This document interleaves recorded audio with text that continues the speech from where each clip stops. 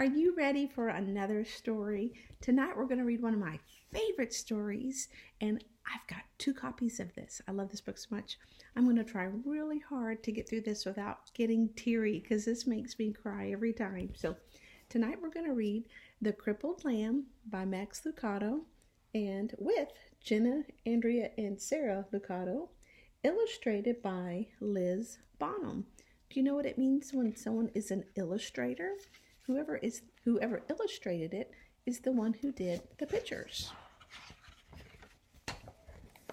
Look on the title page. It says The Crippled Lamb. It's got the author's name and the illustrator's name. And there's another picture of the same cow and lamb that's on the cover. What do you think is going to happen in this story?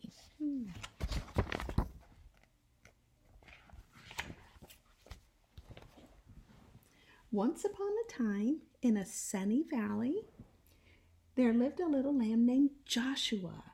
He was white with black spots, black feet, and sad eyes.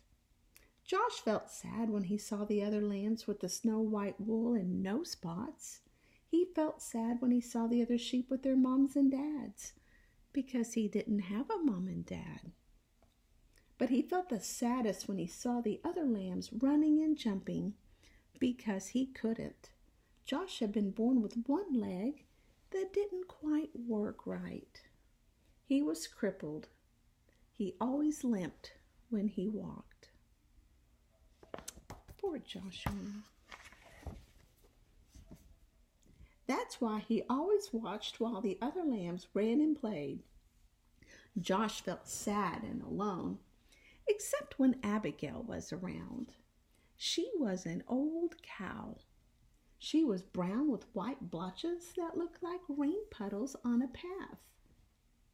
Her belly was round as a barrel, and her voice was always kind and friendly. Some of Joshua's favorite hours were spent with Abigail. Do you have a good friend like Abigail? They loved to pretend that they were on adventures in distant lands.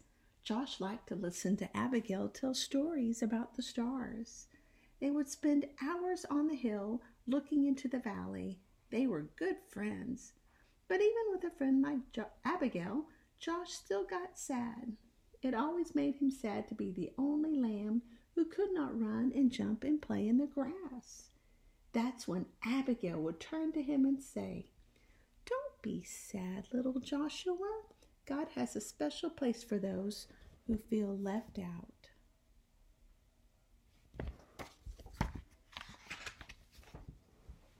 Josh wanted to believe her, but it was hard. Some days he just felt alone. Have you ever felt that way before? He really felt alone the day the shepherds decided to take the lambs to the next valley where there was more grass. The sheep had been in this valley so long that the ground was nearly bare. All the sheep were excited when the shepherd told them they were going to a new meadow. Do you see the shepherds? As they prepared to leave, Josh hobbled over and took his place on the edge of the group. "You're too slow to go all the way to the next valley. Go back, slowpoke. We'll never get there if we have to wait on you. Go back, Joshua." Were they being very kind? No, they weren't. Can you imagine how that made him feel? That's when Josh looked up and saw the shepherds standing in front of him. "They are right, my little Joshua. You better go back. This trip is too long for you. Go and spend the night in the stable." Josh looked at the man for a long time. Then he turned slowly and began to limp away. Poor Joshua. When Josh got to the top of the hill, he looked down and saw all the other sheep headed toward the green grass. Never before had he felt so left out. A big tear slipped out of his eye, rolled down his nose, and fell on a rock. Josh then heard his friend Abigail behind him, and Abigail said what she always said to Joshua when he felt sad. "Don't be sad, little Joshua. God has a special place for those who feel left out." Slowly, the two friends turned and walked to the stable together.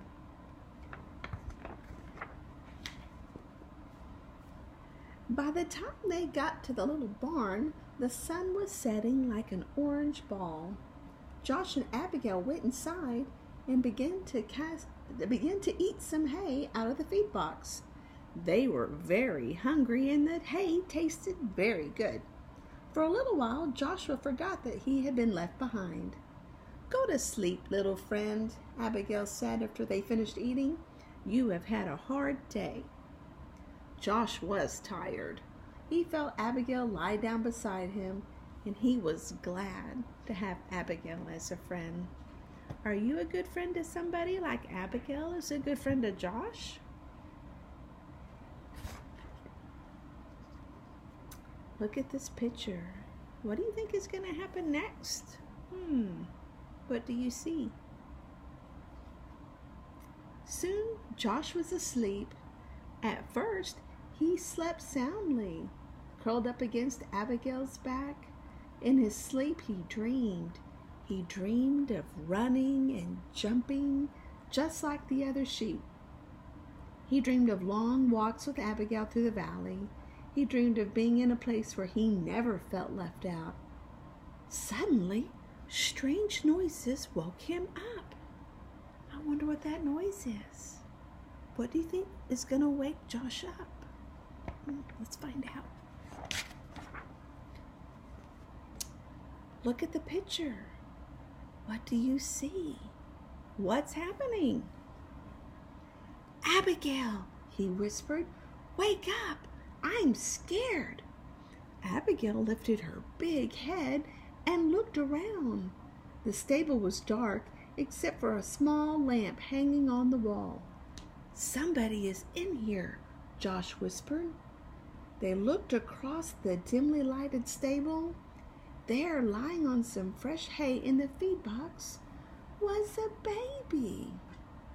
A young woman was resting on a big pile of hay beside the feed box. Josh looked at Abigail, thinking his friend could tell him what was going on, but Abigail was just as surprised as Josh. Josh looked again at the woman and the child and then limped across the stable. He stopped next to the mother and looked into the baby's face. The baby was crying.